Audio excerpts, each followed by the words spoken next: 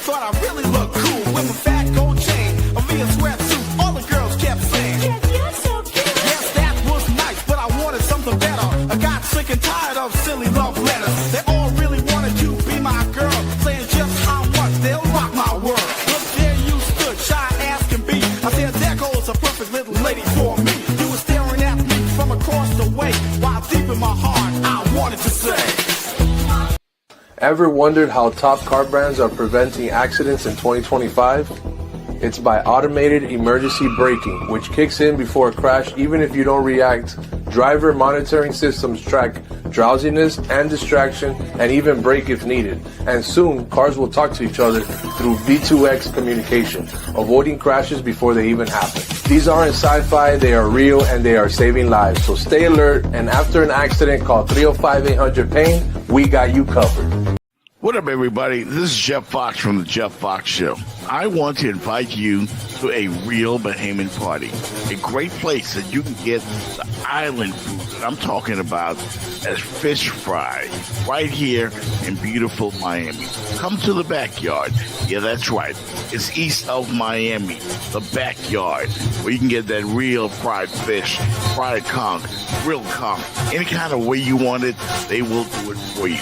Lobster, fish, chicken in the bag, shrimp, all kinds of great island eats right here in Miami Gardens and east of Miami.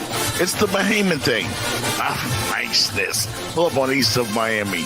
Check out TJ and Cindy at east of Miami for the best Bahamian food. Best fish, the best chicken, the best conch, the best stewed fish. All right, they've got it all. Island food. 18014 Northwest 6th Place in Miami Gardens. I'm talking about the real deal, not the fake stuff. This is real Bahamians making real Bahamian food. In the backyard, come on and check out the vibes. East of Miami, 18014 Northwest 6th Place in Miami Gardens. Tell my man TJ Jeff Fox sent you. You heard it first right here on the Jeff Fox Show. It's the backyard, east of Miami.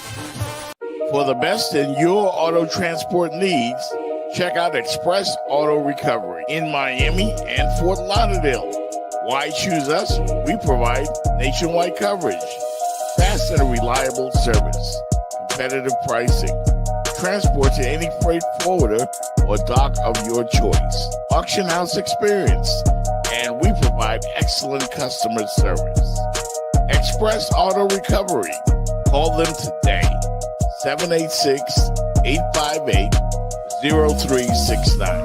That's 786-858-0369. They provide towing services, accident towing, roadside services, tire change, transporting, towing, and they buy junk cars. Cheap prices, licensed and insured, fast and reliable services. Express Auto Recovery. Call them today, 786-858-0369. That's EAR, Express Auto Recovery. Tell them you heard it first on the Jeff Fox Show.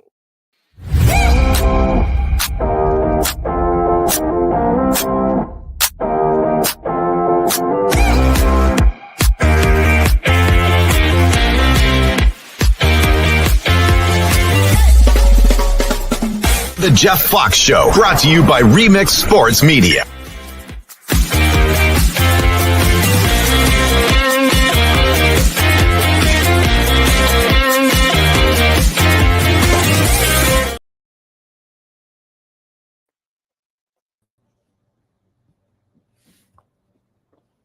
Welcome to Football Friday.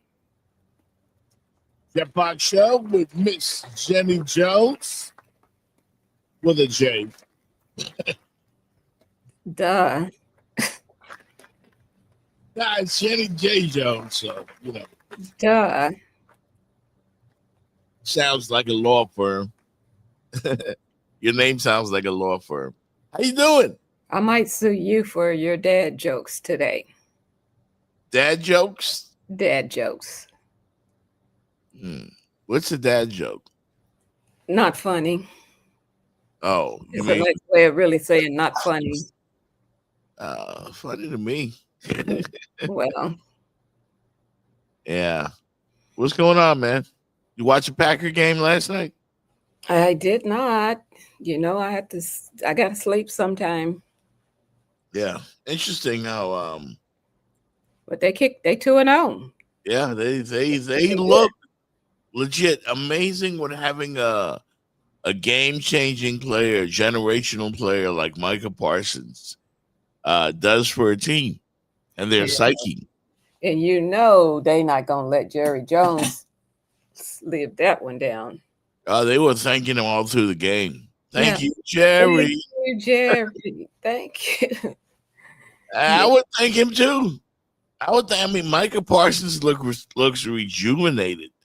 I'm like, dude, maybe this guy is on the Lawrence Taylor kind of level. He has like at this point in his career, it would not surprise me if he has more sacks than LT did at the very same time in his career. I know it's comparable. Well, the thing is, when you are at a place and you don't feel appreciated, Yeah. you don't feel your worth is valued, and then you go someplace, somebody that I want you, I will pay you XYZ, I want you, it's just put you in a whole nother level of mindset. Yeah. Yeah. Meanwhile, things are looking up for the Packers. Big game in South Florida tomorrow. The University of South Florida will be coming to town to take on our Miami Hurricanes. We'll get into that. We'll get into your Miami Dolphins, offer some predictions on the football games this weekend, and we'll touch on this big fight tomorrow going down in Vegas. So we'll get into that as well. Welcome to the Jeff Fox Show once again, powered by Remix Sports Media and sponsored definitely by 305-800-PAIN. That's 305-800-PAIN. Car accident, slip or fall. They do it all. So definitely hit them up, 305-800-7246. That's 305-800-7246. 305-800-PAIN. Mention to them that you heard about them right here on the Jeff Fox Show. So we'll get right to it, Jenny Jones. South Florida, the Bulls, they come to town tomorrow. Fresh off of two back-to-back powerhouse knockouts of two ranked teams. They're on quite a roll. They got Boise State in week 1. They got the Florida Gators last week. Punched them square in the mouth. And definitely, they look formidable. Do you think there will be a match for our Miami Hurricanes on tomorrow? I mean, if they can hold on like they was like and keep playing like they were playing, I mean, just keep on that roll. Momentum is everything. Momentum is everything. And if you on a roll and you feeling good and you balling out, I say they're gonna keep rolling, just like rolling on the river. Rolling. Good morning, Jordan Tucker. Good morning. That momentum, when you are feeling it like they were feeling it, I feel like it's your job to come take it from me. I'm already seeing the W in my pocket, and it's your job to come take it from me. So I feel like they are that mentality. That's kind of where they are. Like, yeah, we back. I feel like they're thinking we're back. I think they are going to get reminded of exactly who the Miami Hurricanes are. They're going to get reminded of that, definitely. Good morning, Fitz Davis. Good morning. Is that my man Jordan? Yes, sir. Always.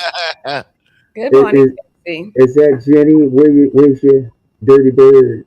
Come on, it's Football Friday. I did not tell you that I do not have unlimited jerseys like some. I have regular clothes in And, my who, closet. and who's this unlimited?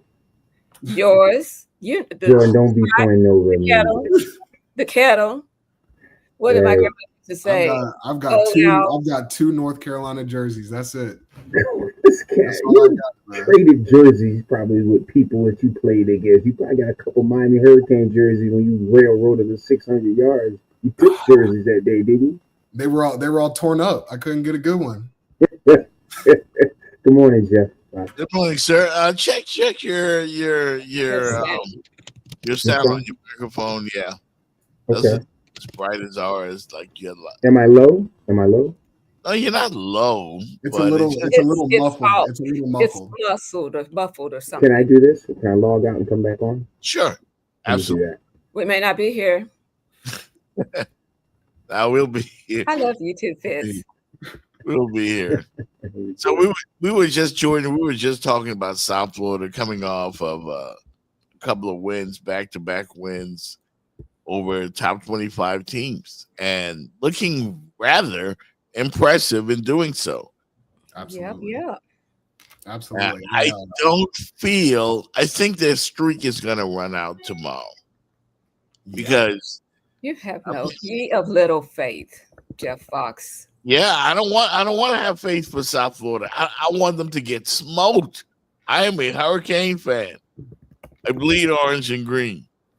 Well, You but you still got to root for the other Florida teams too, though. Yeah, but not when they're playing the Canes. Well, not when they play in the Canes, but I'm saying I'm with the Canes, but I'm just saying if some of the other Florida teams, you got to root for them too. Yeah, Fitz has changed my thinking a little bit. Well, are you gonna be your own man, or you gonna be Fitz's man? Definitely my own man, but I'm gonna be Canes. Canes and nobody else. It's Canes and nobody. Tell them, man, Jordan. It's like when you become a fan of a team, like I'm a fan of Raider Nation and the Miami Hurricanes. Nobody else matters. Right. Nobody else matters. Right.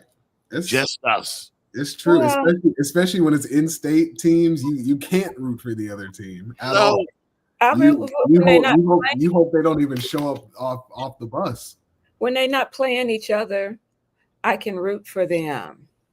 No. I like to because I'm an Atlanta Falcons fan because they were my first love, but I also root for the Dolphins. Now, when they play each other, I have mixed emotions, but either way it goes, I come out with the W. Either way it goes. It don't work that way in sports. It It don't don't. work that. This It is don't There's my world. a winner and a loser. This is my world. play. And this is Okay. how I see it. These are my blinders. And in my world, it works that way. And yes, there is a winner or loser, but I'm saying it's between them. Right. But as far as me, I come out winning and smelling like a rose. Either way. I get. Good morning. Am I better? No, but we'll tolerate it. Yeah. Ooh, Yeah, you sound like you're in Underwater. really? I'm back in Detroit. I wait, logged off. I did that link. Jeff, you want to send me the link again? This is Jenny's link. you ever went in the It's pool? the same link. Same thing. When you get out the pool and there's water in your ear. Oh, yeah, that's what I You sound like. listen to not get no links from me anymore. What you talking about? Jeff, send me one. Jenny did this on purpose. Yeah, Jenny trying to Sabotage. yeah. I took care of Jordan. Let's So do one more time, Jeff. You send it to me, Jeff. One more I did time. get the I'm link from sorry. Jenny. I do have to You know shout what? out on that one. I might have to get my knife because y'all trying to play with me today. Jenny has questioned Fox's manhood, says Magic City. She's just expressing her opinion, which she's entitled to. But I'm just telling you, it's Miami or nothing tomorrow. I think there's going to be some fireworks going off in that game a couple different times for Miami. Yeah, I mean, think, USF's got a good defense. I mean, right now, 2 games in, where they're 2-0.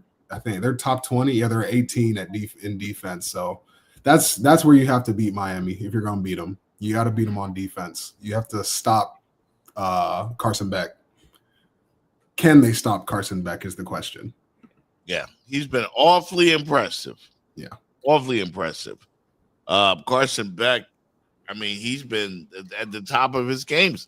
I definitely want to send a thank you note to the University of Georgia. Thank you. It was like the Packer fans were thanking Jerry last night. Right. You know, we should thank the University of Georgia because we lost Cam Ward, but we got a great replacement in Carson Beck. And Fitz made this point on Wednesday. We did the show a little later on Wednesday, Jenny, as I'm sure you're aware. You know I gotta sleep though, right? Yeah, no doubt. We have no issues. But what Fitz pointed out was the dominance of the University of Miami on both the offensive and defensive line makes a huge difference.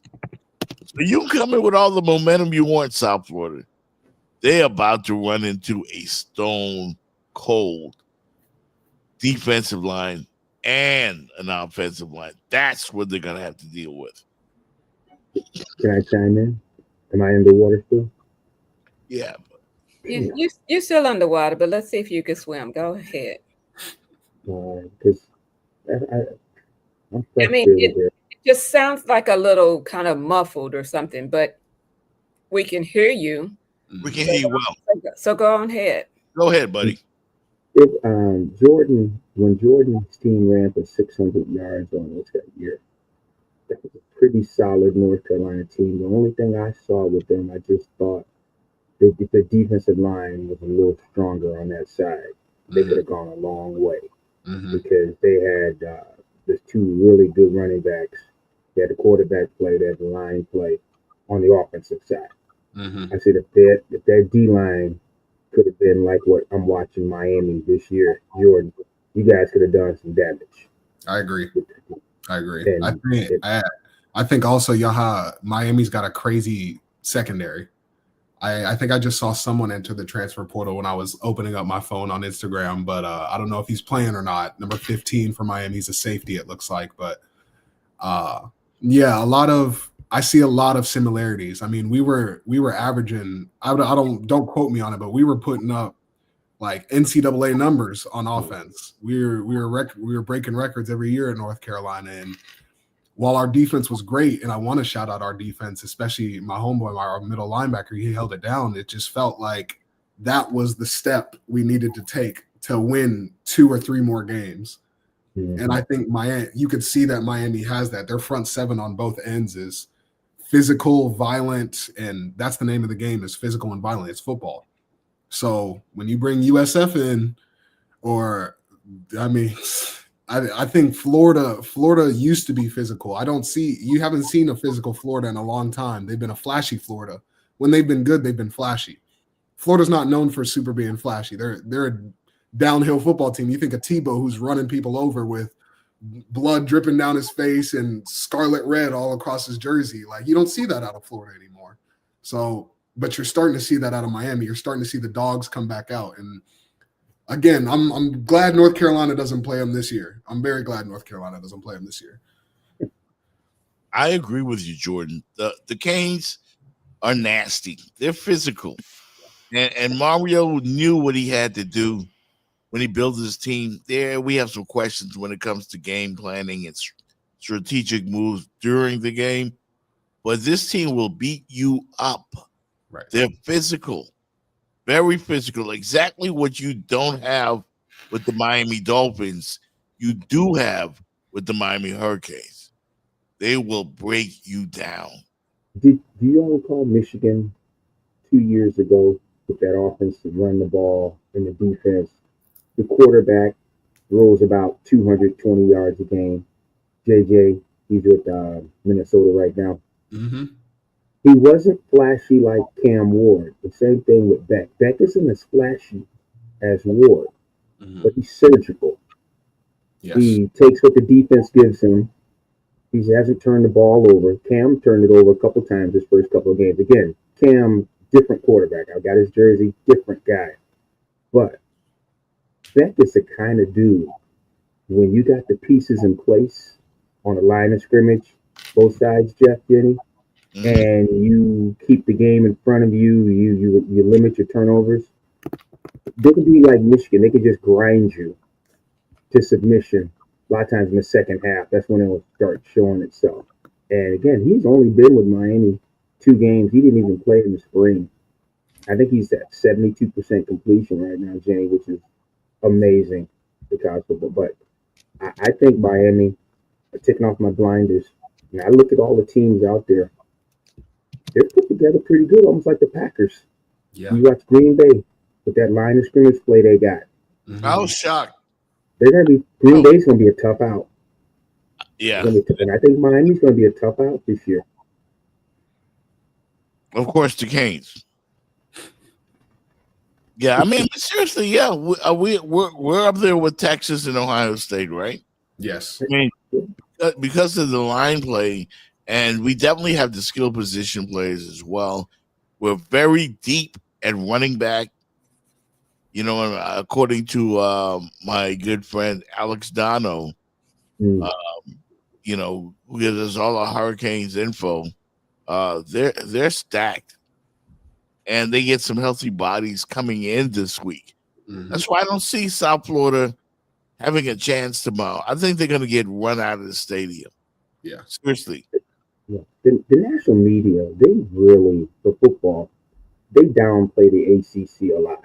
Yeah, they really do. It's like the SEC and the Big Ten. They have the great TV contracts with the top flight announcers working their games. They get the best time slots. The ACC gets Thursday night games, Friday night games. But you don't see a SEC game on a Thursday night. No. They get prime time Saturday, and the top Big Ten games, they're prime time too. What has happened is that perception becomes reality. We talked about it Wednesday, Jetty, Jeff, and Jordan. They just don't look at the ACC that way. I really think there's a lot of good football players in the ACC. You watch them in the pros and you watch the draft. A lot of guys can play in this conference, especially defense, but they just don't get the media talking about them as they do. And I think a lot of that comes from Clemson's success, which is weird to say that a team being successful leads to their division being looked at as less than. But let's be honest, Clemson was running through the ACC for a decade. They were running through the NCAA. I mean, they were running through the NCAA. Exactly, and they were shooting teams 63-7, like it was nothing. Then waking up and doing it again the next week. So I think that took a lot of power away from the ACC being that honestly that number 2 conference. Like I've always grown up and seen everybody send SEC and Big Ten, SEC, Big Ten, SEC, Big Ten. That's where your football boys are. But I'm like, ACC, like there's ball players that come out of there consistently, and it really doesn't matter the sport. So I understand what you're saying, but Clemson definitely didn't really help us out with going on that 10-year run. And then after that, they haven't shown much of what Clemson used to be. They've shown sparks, but they haven't shown what Clemson is in the ACC, and that's dominant. And truthfully, there is no dominant team in the ACC. Everybody in the ACC's Miami right now, I'll give them the 1 spot. But in terms of who's going to dominate for the next 3 to 4 years, we don't know. I think with the infusion of NIL, are we going to see a consistent dominant teams? Because people are, they're moving around. So there goes that. I feel like that's a big wrinkle in the consistency as far as dominant teams. Yeah, I mean, you're seeing a little bit start at Duke. Honestly, if I were to pick one ACC school out, you're starting to see a little bit happen at Duke. I mean, they've been known for football before I think any of us were born, but like they got a legit quarterback now, and they paid for him. And I think that's the name of the game. It is pay to win. It's just like a video game. I hop on the video game with my boys. The best teams are the ones who you spend the money to make that team. You don't just hop on the game and play the game. Like, you got to spend money to make money. That's the end of, that's business. That's the name of the game. So no doubt, you're starting to see it with Duke.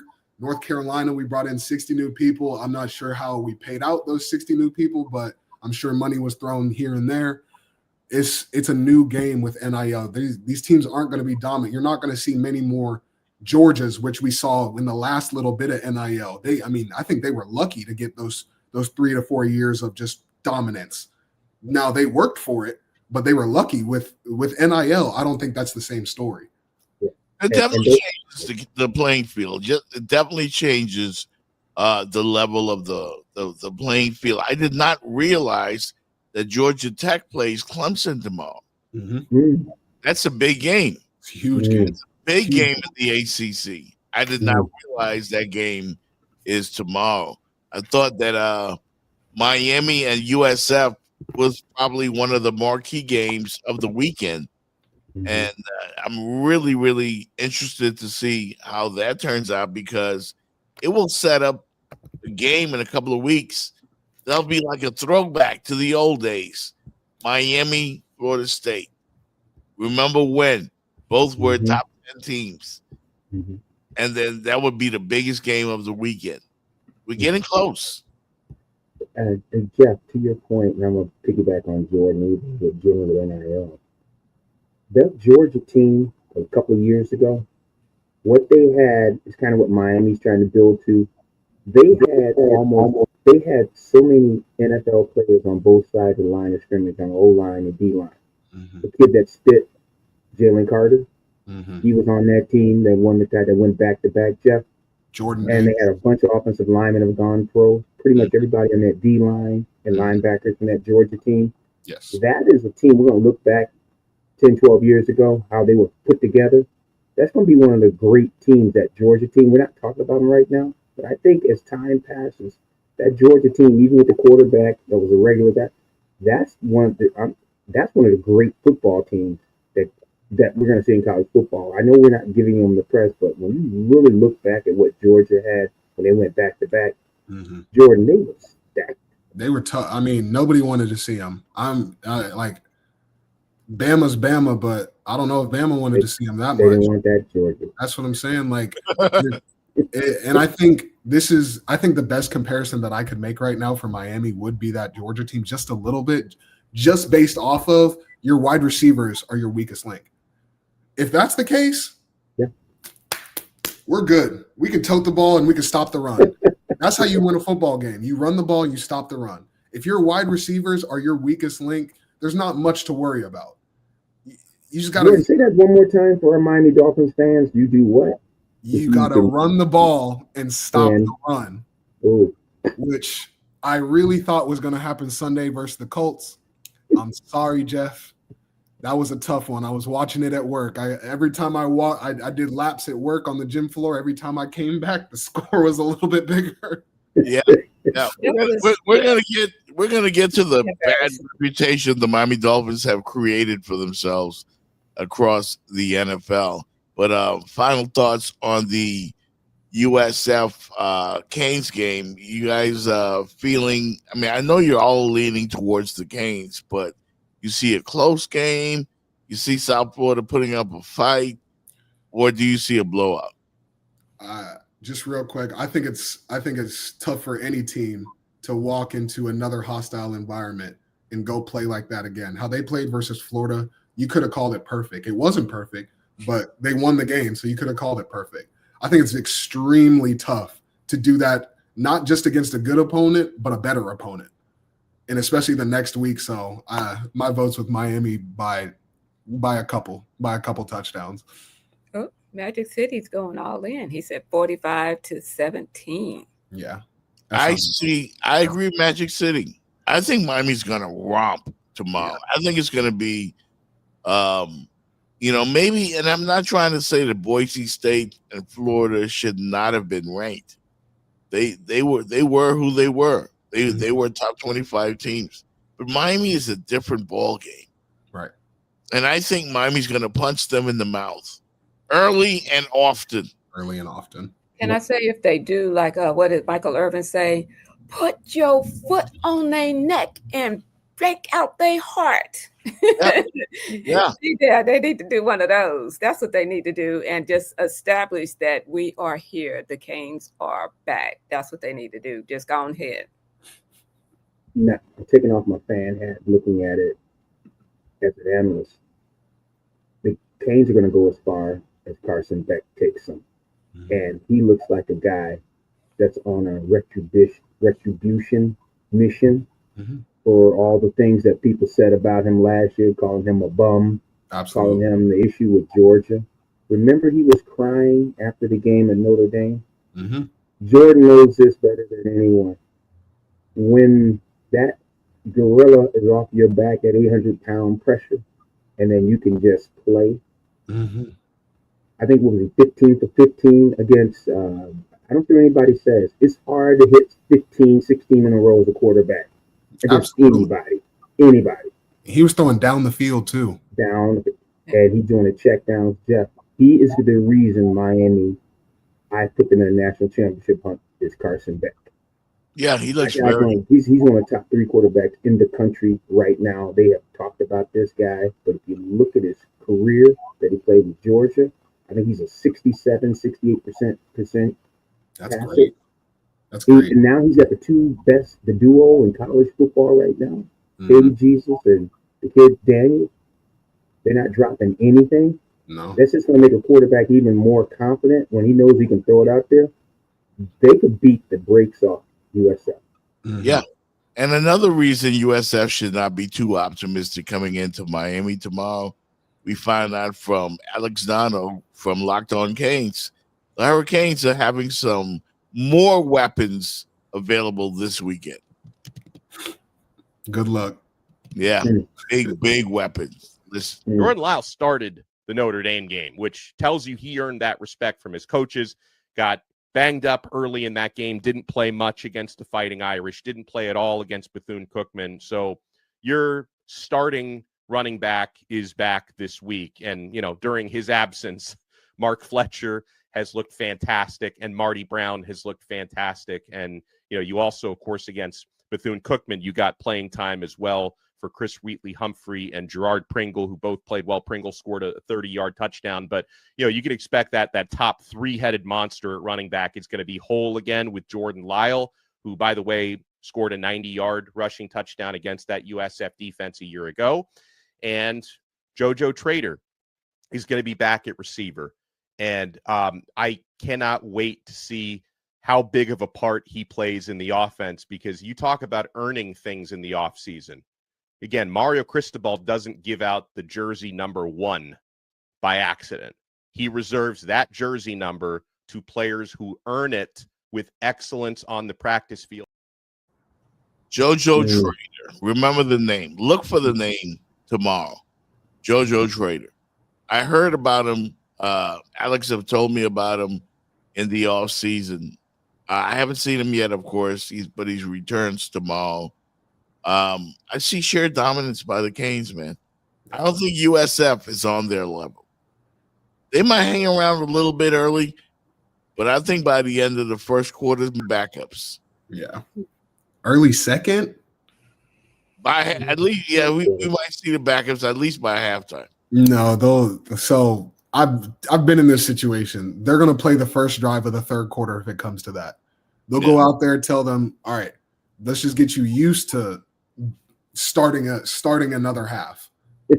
Let's just get you in the feel of starting another half. So you go out there, you have one play touchdown. Coach, you look at the coach on the sideline like, am I done? Am I done? And then who knows? But if anything, you'll see them for that first drive, and then they're done. They're done. I got a question for Jordan, Jenny. I know Jordan's your namesake. You love him. Jordan, when you guys beating up teams real bad, your linemen, when we did that one drive and got out of the game. Did you sneak some food on the sideline? Listen. I have to shout out to my trainer Kelsey. I know she probably will never see this. They give you kielbasa. Right now, I think, but I mean, love of my life as a trainer. She was my best friend. She had my gummy bears on stat. Yes. She had my gummy bears. She used to get me a shaker bottle full of gummy bears, and I would just put my hand out while I'm getting chewed out, or somebody else is getting chewed out on the sideline, and she'd throw about 6 or 7 in there, and then I'd have my own Welch's fruit snacks in my pocket if I'm not playing. So I was definitely a snack guy. I can't lie there, and all my teammates knew. All my teammates knew who to come to if they needed some gummies. No doubt. Hey guys, we're gonna come back and talk about our Miami Dolphins. They got big problems in week 1 of the NFL. Week 2, it doesn't get any easier with the Patriots and Buffalo looming next week.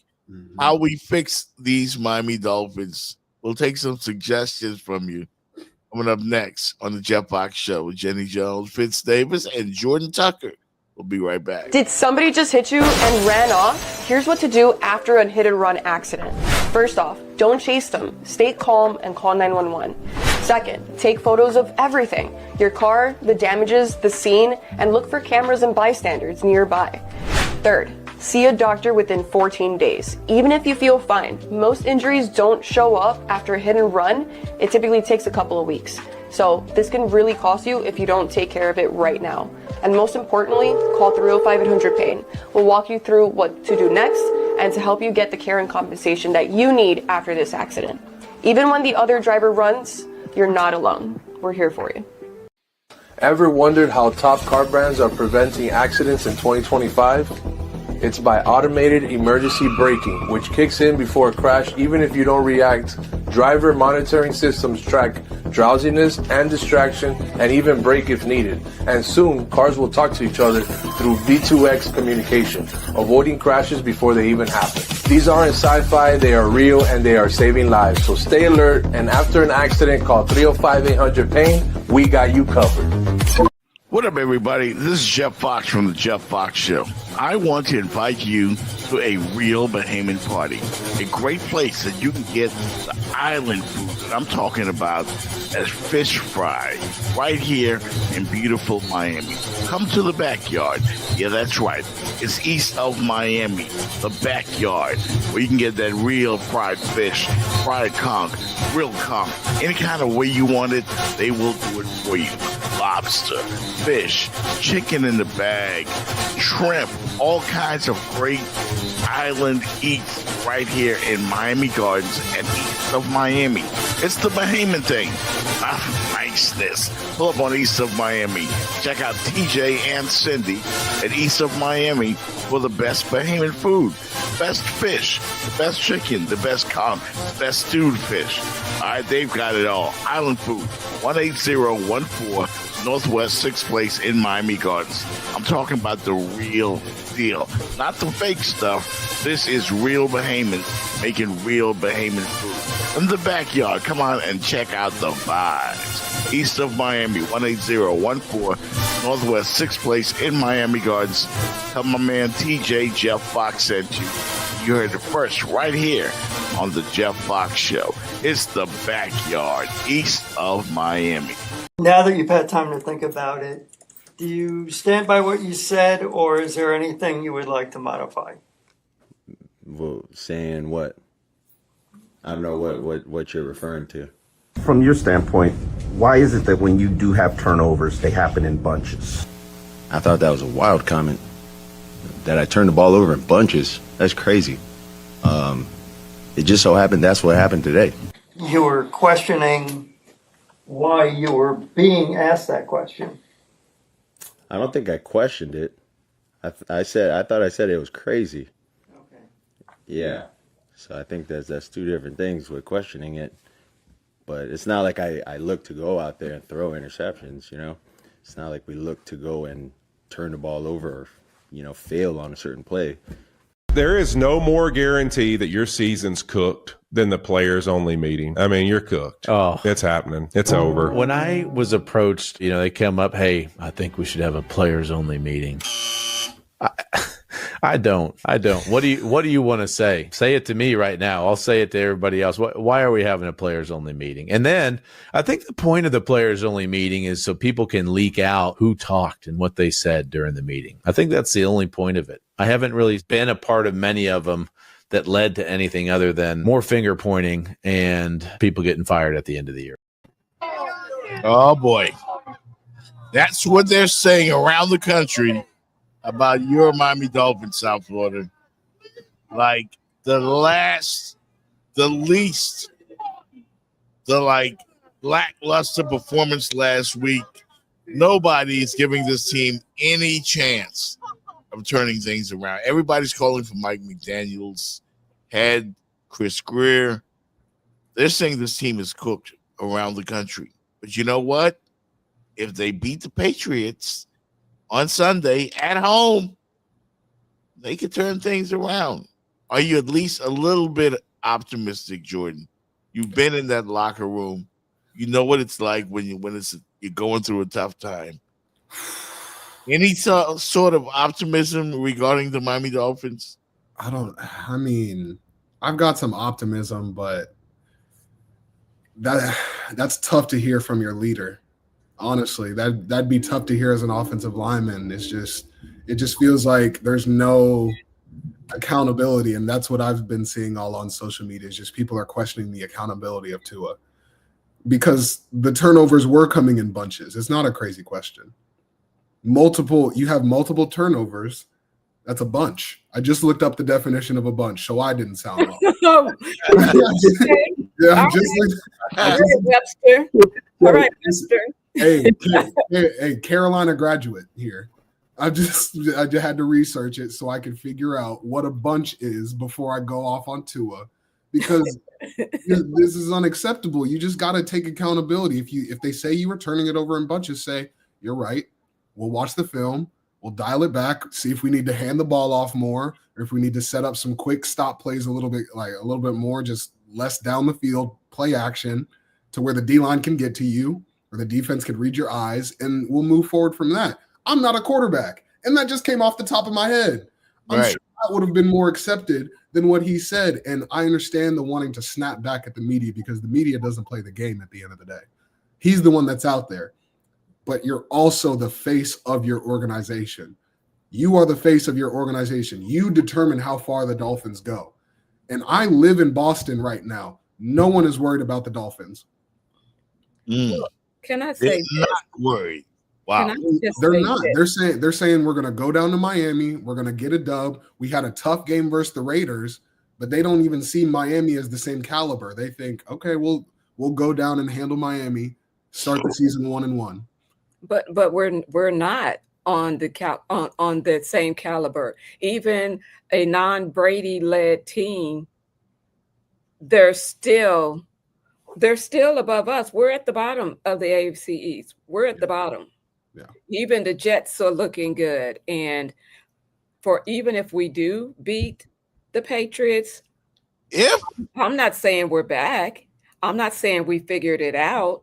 I'm just saying, okay, that's one game, which is how you really kind of need to look at it anyway, so that you can build, see what you did, and build on from there. But them beating the Patriots, should they beat them this weekend, that's not enough to bring me back into the fold and say, okay, yeah, the Dolphins have righted the ship.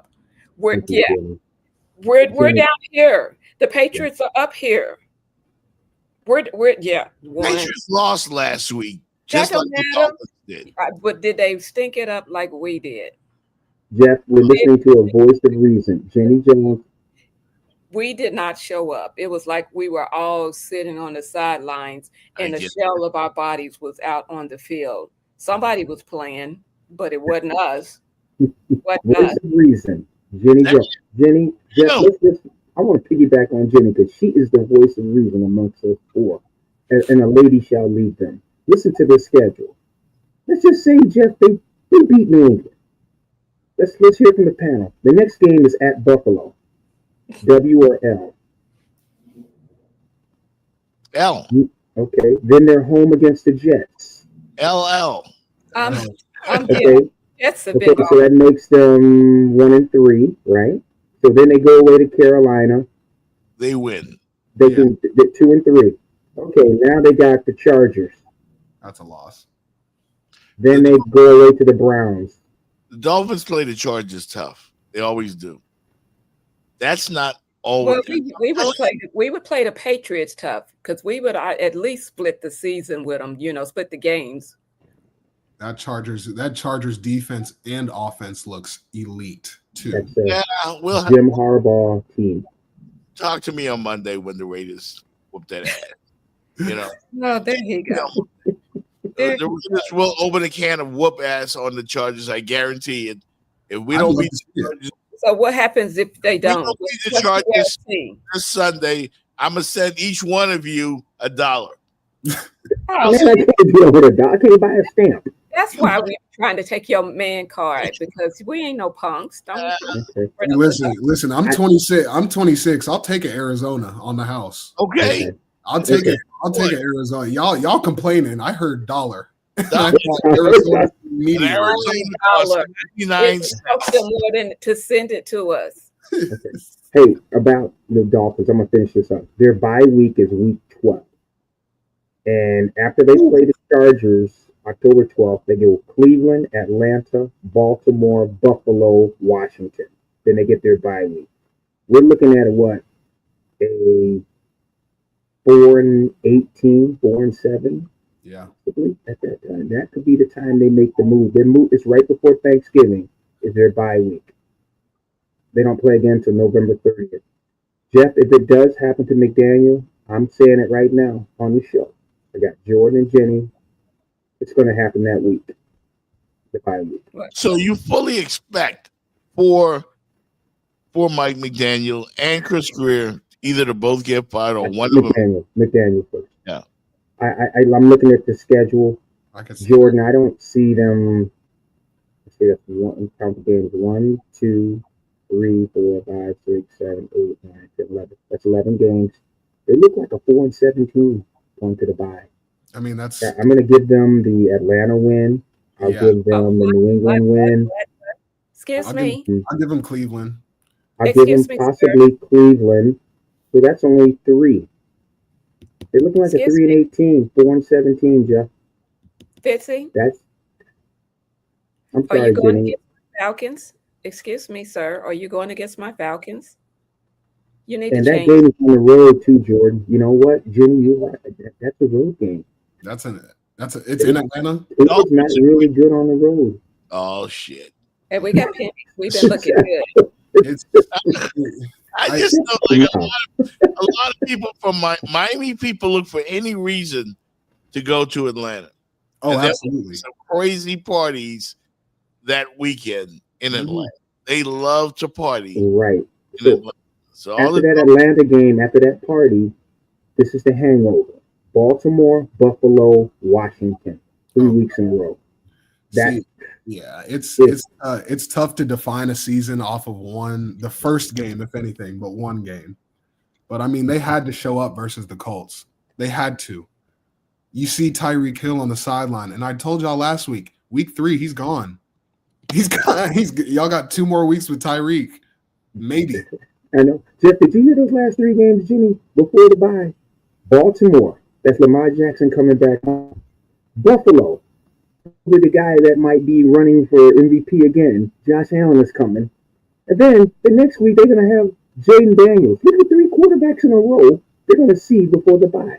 Lamar Jackson, Josh Allen, Jaden Daniels.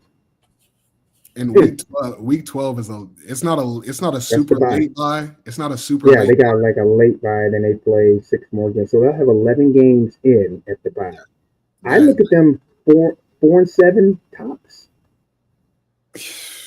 Yeah. That's not going to Jeff, that's why I said, when we had a conversation Wednesday. Yeah. As I just looked through the schedule, you were talking, and we said, with this one game, right the ship. I'm like, I'm with Jenny. No, I'm not jumping on the boat. They win against New England Sunday. Well, you got to start somewhere. You got to start somewhere, and I don't just automatically give the Patriots the win over the Dolphins. I'm just not going to do that. They haven't earned it. You know, they're well coached with Mike Vrabel. They play pretty good defense. Mm-hmm. The Dolphins can somewhat right the ship this weekend against the New England Patriots, and you can get back on track. Get back on track. Get back on the track.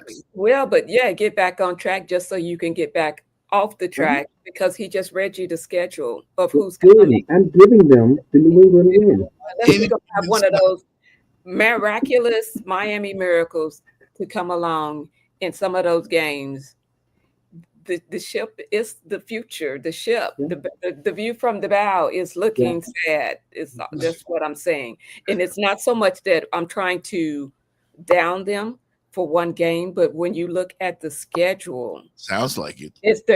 I mean, not a lot of hope that you can really take from that, because what I've said and what I will continue to say is win when you're supposed to, because they was expected to win against the Colts, and then go take a couple of those games that they already have written you off that you're not expected to win. And that's how you end up with a better season and get to some playoffs. You got to win. There you go, Jenny. And win when you're not expected to. That's how you do it. Not you just stink it up and didn't even show up for the game. That's one game. Haven't you guys listen? Haven't you guys ever seen a team play a garbage ass game and make you think that's the end? It's just one game. It's one game, I've but seen that. you look down the road. When you look down the road and you look at the other games, Jeff, realistically, I want the Dolphins to win. Want the Dolphins to win. Like Anybody listening out there, I want the Dolphins like to win. All three of you sound like you're rooting against the Dolphins. No, we're not rooting against them. We're trying to be realistic. We're striving to be realistic. When we look at the schedule, I mean, you didn't show me nothing to where you think that I should think that you're going to win those games. That you haven't showed me anything. Now, if I look back early in the season when we had Tua, like last season, that was the team that could have beat a Indy, that should have beat an Indy or beats, some of these other teams that are coming up. But the team that we just saw last week, no. I'm saying don't base your opinion on last week. Every week is a different game. Every week is a different game, but those other teams are they just going to automatically start sucking because we want the Dolphins to win? Well, I'm sorry, Jeff. You called me out with the last statements you just said. The three of us are against her. I'm just going to give you some data. I think that's why you give me the platform, because I'm not a fan. Okay, Dolphins since Chris Greer, Jordan, Jenny. I did some homework. I sent it to Jeff the other night. Somebody might bring it up. But as Chris Greer has been the general manager of the Dolphins, I believe they are one game above 500. This is his 10th season. Whoa. This is his third coach. He had the guy Adam Gase. Yep. And we got McDaniel and who the other? Brian Flores. Brian, the one that we said he shouldn't elect. Should not have let Should him. not have at all. So he's on his third coach. They're 500. That's why I said Dolphin fans really need to temper their expectations. You're looking at a decade of a team that's pretty much 500 team. And we're expecting them to go 11-7, 12-5. It's not in the cards. And so Jimmy just said that game against Indianapolis is why I'm saying what I'm saying. They needed that W. When you look at their schedule, based upon there being like a 500 type of team, that's why I said this season. Because you look at their schedule: Baltimore, Buffalo, and Washington before the bye. There's none of us on this panel would put money on them winning one of those games. Well, I would $1. on it, but they still have a chance. I mean, I got a chance against Mike Tyson. I got a chance. I'm walking around. I got a chance. There is a chance. There's I got 80 feet. I got 80 feet of chance. How fast can I run? How long can my legs go? You know what the problem is, Jordan? I'll tell you real quick. You know what the problem is? Nobody believes in the Miami Dolphins because nobody believes in the leadership of the Miami Dolphins. Nobody around the country. The talk of the NFL is how bad the Dolphins are. They can start to change it this weekend against the New England Patriots. And once you get that locker room to believe, because everybody thinks they're soft. You know, all the talk shows around the country, they're all down on Miami. And that may not be a bad thing because you can catch somebody slipping. But the players, at the end of the day, too, the players got to play the game. You can say, you can blame the coaches, you know, and especially in situational, you can blame the coaches when they don't call you when they don't call you the right play. But the players got to play the game. You didn't stop knowing how to catch the ball just because the coach called the wrong play. You didn't stop knowing how to run the ball or defend the ball just because the coach called the wrong play. So the players still have to play. Now, do we blame Chris Greer and Mike McDaniel? Yes, we do. But they also weren't out on the field, dropping balls and, you know, throwing interceptions and fumbling the ball. I think one thing that we haven't talked about was the player-led meeting, and it's week one. I think as someone who's, I guess, been in the team meeting room when we've had the player-led meetings, I've never seen one week one. I've never heard of one week one. I've never heard of one week one. That's something to worry about. That's definitely something to worry about. A week one player meeting means, I mean, realistically, you've had since May to have your player meetings. Yeah. You've had since May to get what you need figured out. And if you got a player meeting week 12, week 13, I get it. Every morale might be down. Everybody's hurting. You're walking into practice banged up. Like, I get it. We need a player meeting. Y'all, remember the mission. Remember the mission. It's week one. But that lets you know that that game also got in their psyche. Yes, but also even that's exactly what I'm saying, because even with that type of loss, even with the type of game that was played, I don't think there needs to be a player meeting. Y'all just need to play better. That's how I felt in most of my player meetings. I was like, I don't know what we're talking about. Just play better. Like I'm tired of hearing like that people shouldn't be walking in late to meetings. If they were walking in late to meetings week 1, they're probably going to do it week 13. If you haven't done anything to get them off the team and held them accountable, then what are we meeting for? Why are we and Miami is the city of distraction too. These players can lose a game and then go gamble their game check and be all right. Like it's Miami. Like there's a lot of ways to distract yourself from a loss. So I think bringing the team together like that might not have been the best scenario or the best way to do it week 1. That's the only reason why I disagree, and I see a lot of troubled water, because if you're having player meetings week 1, that means y'all haven't been on the same page since May. But your key word that you said there, Jordan, was accountability. I take accountability for me, like to stand up, take accountability. Yeah, I was off my game. I cost my team with some costly fumbles and, just sloppy play. Call it what it was, sloppy play. But each person needs to go down the line and account for what they did. Everybody needs to be accountable and say, you know what? I'm standing right here and I'm telling you, I got your back. I'm going to play better. I'm going to do this, and then go out and execute that, Last year the Dolphins had that guy from the UM. Calais Campbell. Yeah. As old as he was, Calais Campbell was a leader in that locker room. He brought the guy. The coach didn't always have to be the one to motivate the guys. The veterans sometimes do that. And I don't know who's that guy to motivate this team now. I don't see a Calais Campbell in that locker room.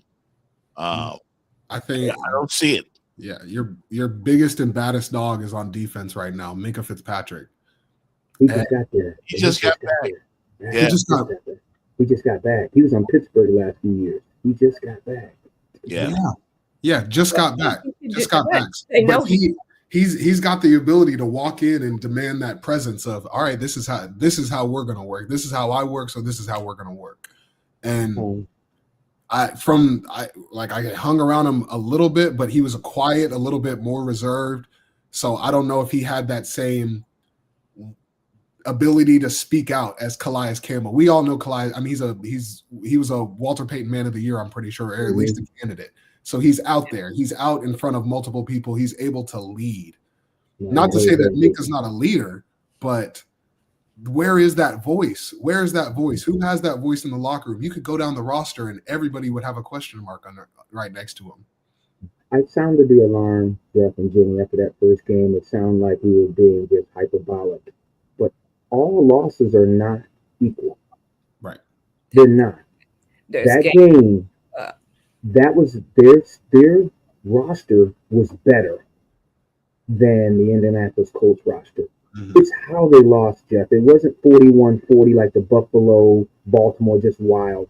Jeff and Jordan knows that sometimes you go back and watch the film. Yeah, that was there. I could have done this. But what we all witnessed, Jeff, Jenny, we saw effort, what we didn't see. That is what led to that meeting. It was how they just got dominated by a lesser team. That is why I was ringing the bell. I said, oh, that does not look good. Yeah. And that's what Andrew Whitworth and those guys were saying. If you having a players only first week, that's all she wrote. That's it. That's church, man. That's it. We're going to come back and wrap up the show in a minute. We're going to take a break and come right back with some predictions and more thoughts on the Dolphins and the Canes as we get ready for a big weekend on a Football Friday right here. It's the Jeff Fox Show. Cannot win with them. Cannot coach with them. Can't do it. I want winners. I hate you because we're from different neighborhoods. I hate you because you look different. I hate you because I don't understand you. I hate you because people I know hate you. I hate you because I think you hate me. Because I need someone to blame. Because you talk different. Because you act different. Because you're just different.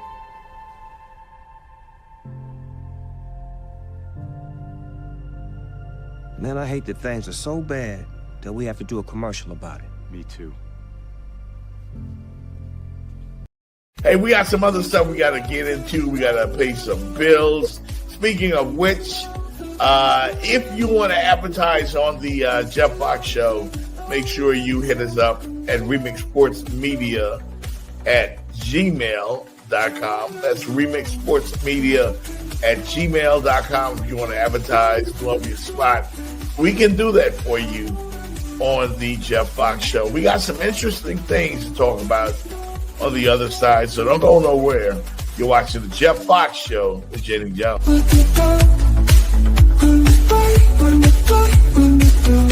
Did somebody just hit you and ran off? Here's what to do after a hit and run accident.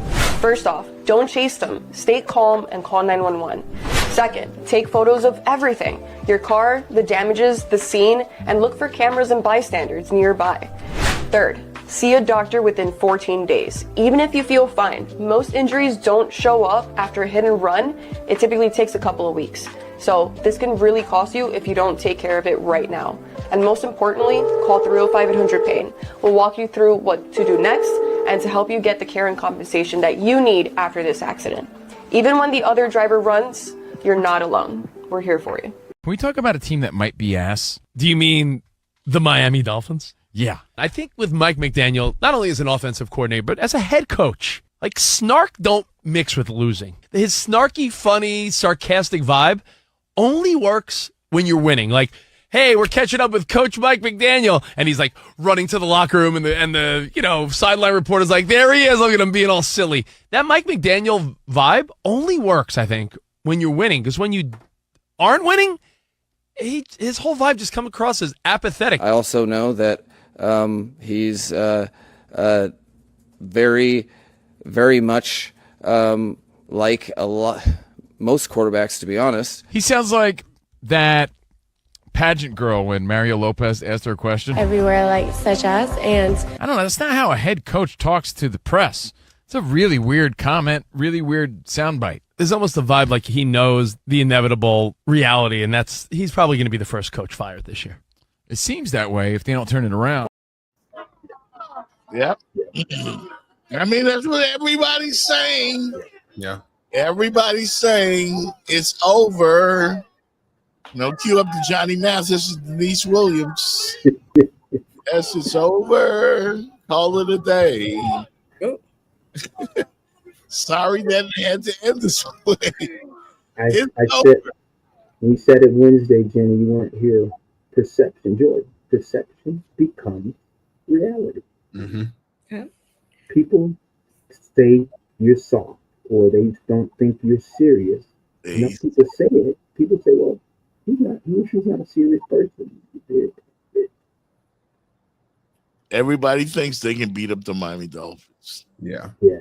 Everybody thinks they can out physical Miami Dolphins. Yes. Well, Jordan knows this better than anyone because he played at a higher level on the field. Jordan's team knew, all you guys just keep hitting Fitz. Just keep hitting him. Just keep hitting Don't quit. Just keep hitting. It's not said in the media, but Jordan and his team in Carolina, just keep hitting them. Mm-hmm. Just keep hitting them. They're going to quit in the third quarter. They're going Jordan's seen the film. His teammates have seen the film. But they just will keep hitting Jenny, and teams will crack. That's what's happening in NFL. The word is around. Just keep hitting the Dolphins. Just keep hitting them. Yeah, they look all right first quarter. Just hit them. Keep hitting them. but if you look at Tua's demeanor when he came out, before the season, and we've not forgiven. Basically, I'm paraphrasing, but we've not forgiven Tyreek Hill, and he's got some making up to do. And then once you got punched in the mouth, all of y'all, what do you mean? I didn't question it. Okay, sir. Back it up, basically. Yeah. Back it up. Stand up tall and own it and move on, and let's do better. Because like I said, they were all stinking it up. Mm-hmm. Tua was fumbling, and the defense wasn't stopping nothing. Mm-hmm. Everything was just, it was across their head, like they forgot how to play defense. Wasn't stopping anything Daniel Jones was doing. And we all knew Daniel Jones was not a top tier quarterback. Yeah, Daniel Jones came out and had like the greatest start. Okay, he looked like the next coming. Yeah. Mm-hmm. He looked like a top 5 draft pick. He looked like where he got drafted at. Yeah, he did. Exactly. It's difficult to say what Miami's going to do and what they're feeling, but it does feel like Tua is backpedaling a little bit with saying, I'm putting my own perspective on this just because I've been in the locker room. I've been on media day. Number one, you never, ever throw your teammates under the bus. I don't care how it is. I don't care what the situation is. Injuries and throwing them under the bus are two things you do not talk about with the media. Those are two things you let the head coach handle that. That's his job, is to handle the media when it comes to that. Mm-hmm. What I just really don't like, I feel like he's so worried about Tyreek. I feel like he's looking at Tyreek like, you're putting food on my plate, when that's not the case. You're putting your own food on your plate. You're going out there throwing the ball. You're throwing the ball to Tyreek. He's just got to catch it. You got to get it to him. But it feels like, just looking at him, it feels like he's so in his head about what happened months ago that it's affecting his play on the field. Like, it doesn't seem, truthfully, it might just be that they're not good enough, but it doesn't feel like all the other Dolphins are on the same mindset as Tua. And for that to be your starting quarterback, you have to be on the same mindset as him. Are we going to win or are we going to lose? And he's worried about what Tyreek's thinking. Oh, is Tyreek show up for a voluntary lift today? Is he going to show up for this voluntary meeting like we want him here, but is he going to be here? If he's not there, he's not there. Next man up. That's what football is. That's what sports is. That's what life is at the end of the day, is next man up. If I can say this, Jeff, I'm sorry. I did a little homework. I want to go on what Jimmy said. And Jordan, follow me on this. There is one player on the Miami Dolphins roster right now, as we speak, that has Hall of Fame credentials as a player. Just one. He's the guy who's not happy on the sideline. His nickname is the Cheetah. If you look at his statistics and what he has accomplished, he's got Hall of Fame credentials right now. You look at him, he is borderline an NFL Hall of Famer. Yeah. He's got a guy who is not in his stature telling him, let me piggyback. And this same guy played with Mahomes, Kelsey, a whole bunch of guys. Chris, Hall of Famers at Kansas City, Hall of Fame coach. He's seen it. So he's here, and you wonder why he's pissed off and watching this. So Tua, what it tells me, he's kind of he's oblivious to, I think, maybe he's looking at Tyreek acting out, but he really needs to back up and say, you know what? He really has a point about how we're playing. Yeah. But Tyreek Hill, for all his stuff he's done off field, whatever, when you look at what he has done on the field, I think he's got close to like 100 touchdowns combined, receiving, rushing, kick return. That is like Hall of Fame territory, folks. This dude, the Cheetah, we're looking at like a generational type player. Yeah. He really is. He's not motivated though, and he's got all right. He wants out. He's not. He's done motivated. He don't want to play with him. That's why I said he's got 3 weeks. He's got 3 weeks. He doesn't. You can tell he doesn't want to be in Miami anymore. Not anymore. He doesn't want to lose.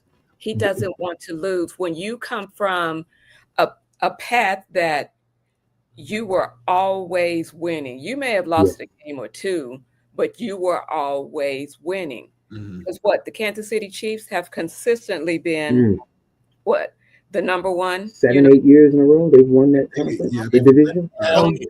Winning their division, going to the Super Bowl. That's what he knows. Right. Yeah. He doesn't know this losing, and he doesn't want to know the losing. He doesn't want to know about it. Who wants to know about losing? Nobody. Well, as a marquee player on the team, it's time to show some leadership. Show some leadership. Who is at least trying to show leadership. Team needs leadership. Okay, but leadership, when you're saying leadership, tell me, how are you wanting him to show that leadership? What are you doing? I mean, yeah, we don't want him to throw interceptions. We don't want him to fumble the ball. But what way are you saying that he can show leadership? You guys said it already, because he should have went to that microphone and instead of berating the media, show accountability. That's leadership. Okay. Well, I mean, I'm asking you what your definition was. I was asking you. No, that's leadership. Show accountability. You just saw in Tennessee, young Cam Ward, who just got in the NFL, went in front of the media and said he doesn't berate any player who drops a pass because at some point he's going to throw an interception. He said, I know that. I'm not going to get all over and just cuss out or embarrass a player if he drops a pass, which they did. Titans could have won that game. Absolutely. Cam Ward didn't go off on anybody. He said, we'll get it. That's leadership. And he's a different kind of player, though. He's a different kind of player up here because you've seen how he was when he was playing for Miami. They get down where you think they're not going to even be able to possibly catch up and win the game. And what does he do? He brings them all the way back. He has that calm, cool, and collected. Tua had that. Tua had that. He had that.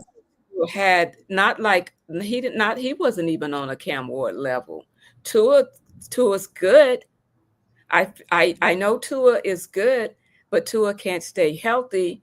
And accountability, back again to accountability, that, like Cameron said, sometimes you're gonna drop the ball. Sometimes you're gonna hurt me, but sometimes I'm gonna hurt you by not throwing the ball, within your reach. Or maybe I'm gonna overthrow you, maybe I underthrow you, or maybe I threw it, you were going this route, but I threw it, a different way. So it's gonna be it's gonna happen sometime. But I don't know. Cam Ward, to me, he just seems like there's this mental level. I just gave that to you as an example. Can't break him. No, I'm going off of your example. He just, to me, that's the vibe that I get from him. And I feel like Tua feels like, yes, I'm the starting quarterback and I have to be the leader. Yes. But maybe he's not the leader. You know what you get what I'm saying? That's exactly what I was going to say. I think he's just he put the weight of the world on his own shoulders, and it's showing. I think he's determined he's the one and only leader on that team, and he's going to be the voice of reason. And if that's got to be through the media, through coaches, through on the field play, like, it's going to be him. We're going to live and die by me. But when it came to be in front of the media, it kind of felt like he backtracked, because I feel like he wants to say that. I feel like he wants to say it's on me. But I don't know. There's just something different about the Tua this year.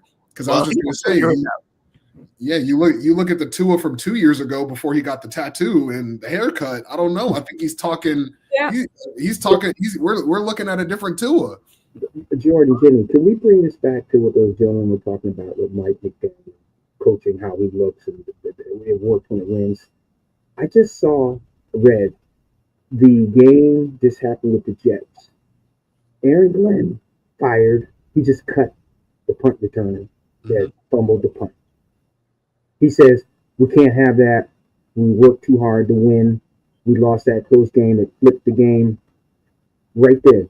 He's setting the tone for the Jets right now, that even though we're not excellent, we're working toward excellence. Striving, yes. Right? So they lost that game to it was a great game between them and Pittsburgh. Now, the thing with McDaniel, you would think after that Buffalo game, Jeff, somebody, how they say, you got to chop somebody's head off. I see that in the business language. When you're going down, you got to find somebody to make an example. Yeah. That game they just played with the Colts, somebody should not be on the roster this week. That gets people's attention. Offensive and line. To me, McDaniel should have found somebody, Jeff. Yeah. Boom. Just what Aaron Glenn did. Boom. Man, trust me, the Jets understand what's going on with Aaron Glenn, their coach. Well, I predict that the Miami Dolphins are going to bounce back in a big way on Sunday. And I think the Patriots are the perfect team because they won't lay down. But I think the Dolphins are going to find a way. Tua leading them, by the way. Tua. Yes, him. I think the Dolphins win 31-17. 31-17. And yeah, this Dolphin team scoring 31 points, you didn't see it last week. I blame that on Coach McDaniel. They were flat, completely flat. There's no excuse. Every single player in that locker room knows that. Are you going to Hard Rock Bet with that? What's that? Are you going to Hard Rock Bet with that 31-17? I will pick the Dolphins to win on Sunday. Yeah. I got $1 bet with you, Jeff. I've got New England 17, and I got the Dolphins 13. I think it's 17-13. I think it's going to be a low-scoring game. Vrabel's going to take the air out of the tires. He's going to just play it close, and I think they're going to win 17-13. I think New England is going to take out the Dolphins this weekend. They have to play fast break football. They're not a physical team. Play to your strengths. Yeah. I think you'll see some quick passes. Tua is better when he's throwing the ball quick, predetermined reads. He doesn't read the defense too well. You heard Jalen Ramsey say to book on him, take away his number one option, and he'll panic. This is on Tua, man. You just got paid. Mm-hmm. Like, last year you got paid. Now it's time for you to show show the league what you're made of. This is do or die. I got New England. I hate to go against you, Jeff, but I also got New England. I'm taking them 21-17. Close game, but I think Drake's got 2 passing touchdowns, and they finish the game. Long drive, punch it in. Wow. Help me, Jenny. Can you help Jeff? And I can't. I've already. Said, what? Go ahead and pick New England. I'm going to come in here Monday bragging on all of y'all. Well, and then you're going to have your bag out for your Raiders. So win some, lose some. Jeff going to be singing old Patti LaBelle, Michael McDonald. I'm on my own. I rather die with my Canes and Raiders, but I think we both win, and I think the Dolphins win. I'll revise that score 24-17, not 31-17. Yeah. That's the one that you were going with Hard Rock Bets with. You can't change it once you done put your money down. 31-17 a minute ago. Dolphins win by a touchdown. They're not that bad, man. No. I know it looks horrific last week. They just got to come together. They really just have to come together, and then I think it'll be a transformed Miami team. Not to say that the ceiling's extremely high, but if they can come together as a team, it will be a new Miami Dolphins. Jordan, if it wasn't a divisional game, if they were playing somebody out of conference, yes, I would like this weekend. Yeah. This game means everything for the Patriots too. Correct. Yeah. It really does. It does. The great Michael Jordan said the ceiling is the roof. I don't know what that means. Don't ask me because they put it. They gave us shirts. They gave us socks with it on. The ceiling is the roof. They put it on our entrance walk in. I was like, what does this even mean? And he's still not here. He hasn't shown up. Ceiling is the roof. The floor is the bottom. Oh, by the way, a big fight tomorrow. Canelo Alvarez and Crawford in Vegas. A lot of people will be watching that fight. They're saying it's the fight of the decade. Yeah. So it's a once-in-a-lifetime fight on Netflix. Canelo and Crawford. Wow. What weight class are they even in? Too strong. I guess the weigh-in is what, today, right? I think the weight. What are they, middleweights, lightweights? They are, let's see. They are. I don't know. I'm looking at it, but it doesn't say. It looks like super middleweight. That's what I'm reading. Yeah, I'm going with Crawford, though. I think Crawford shocks the world. I don't know who's the favorite, but I'm going with Crawford. Crawford is not lost. Never lost. He's super confident. He's savvy. He's a boxer. Yeah. And I think he beats Canelo out. Late round decision for Crawford. Can we do a show on boxing one day before this? Because they lost me. Boxing has lost me. Boxing has lost me too. They lost me too. It's a show. It's entertainment now. Everybody makes a check. That's how you look at it. Everybody makes a check. Let's just make it out alive. That's what it's turned into. Yes. And that's because we're used to the Muhammad Ali's, the Mike Tyson, the Money Mayweather. Foreman. That's what we're used to. So all of this is like loud noise. Right. I don't get it.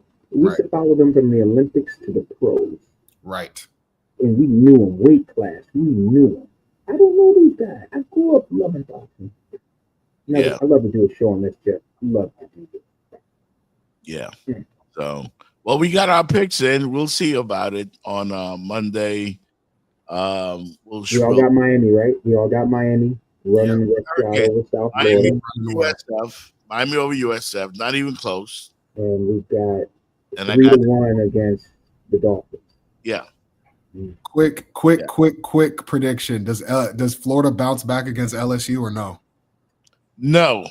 Yes. I'm picking the upset. That's not a big time LSU offense. Where's that game? Death Valley. Oh shit. They always play LSU tough. Yeah, but they won't win this one. Okay. I got Florida in an upset. LSU wins. You heard what Rodney said. LSU wins. Yeah. Florida goes down out of the top 25 if they're not already. And I got Clemson winning against Georgia Tech as well. So Ooh. Yeah. Ooh. In Atlanta. Man. In Atlanta. yeah, it's gonna be a good game though. Clemson and Georgia Tech. That's gonna be a Georgia great. Tech had them last year, didn't they? Yeah. Let them go. They had them. Yeah, so it's a big sports weekend ahead. So we'll see what happens. Thank you everybody for tuning in. Appreciate you, Jordan. On another Football Friday. Jenny, appreciate you as well. What happens? We'll see what happens. I'm going with my Raiders. Good luck to my Raiders. I'll come in Monday. We'll be 2-0, first place. You know, and that's it. 1-1 with the bag. Can I That see the is bag just so I know, or I can wait? I can wait till Monday. Yeah. If we don't win, I got $1 for everybody. Hey, You got I to need- Take that 5. I can't even get me no. I got kids in college. Your $1 ain't helping me, brother. I need 2. I was at least 5, so I could get me a sandwich something to eat. Girl, I need $2, man. Arizona. I'm good, Jeff. Yeah. I got you. We'll see you later, guys. See y'all. Thank you. Have a blessed You have weekend. PFF grading you every week, like you were just referencing there before I came on. They're grading you, and now you go as a first-year quarterback. You barely know shit, and now everyone's telling you suck, and it takes a while to regain your confidence. You lose your whole fan base. We're focused on a physical skill. Tom Brady, too weak, couldn't stand in the pocket. You know, if he gets hit, he's going to go down. You know, lacks a really strong arm. That was kind of bullshit. But what I really understood, the mental emotional part, I could bring a consistent competitive winning attitude to the game every day, or to practice. Now that you've had time to think about it, do you stand by what you said, or is there anything you would like to modify? Well, saying what? I don't know what you're referring to. From your standpoint, why is it that when you do have turnovers, they happen in bunches? I thought that was a wild comment. That I turned the ball over in bunches. That's crazy. It just so happened that's what happened today. You were questioning why you were being asked that question. I don't think I questioned it. I thought I said it was crazy. Okay. Yeah. So I think that's two different things with questioning it. But it's not like I look to go out there and throw interceptions, you know. Can we talk about a team that might be ass? Do you mean the Miami Dolphins? Yeah. I think with Mike McDaniel, not only as an offensive coordinator, but as a head coach, like snark don't mix with losing. His snarky, funny, sarcastic vibe only works when you're winning. Like, hey, we're catching up with Coach Mike McDaniel. And he's like running to the locker room and the sideline reporter's like, there he is. Look at him being all silly. That Mike McDaniel vibe only works, I think, when you're winning. Because when you aren't winning, his whole vibe just comes across as apathetic. I also know that he's very, very much like most quarterbacks, to be honest. He sounds like that pageant girl when Mario Lopez asked her a question. Everywhere, like such as, and I don't know. That's not how a head coach talks to the press. It's a really weird comment, really weird soundbite. There's almost a vibe like he knows the inevitable reality, and he's probably going to be the first coach fired this year. It seems that way if they don't turn it around. Well, if they...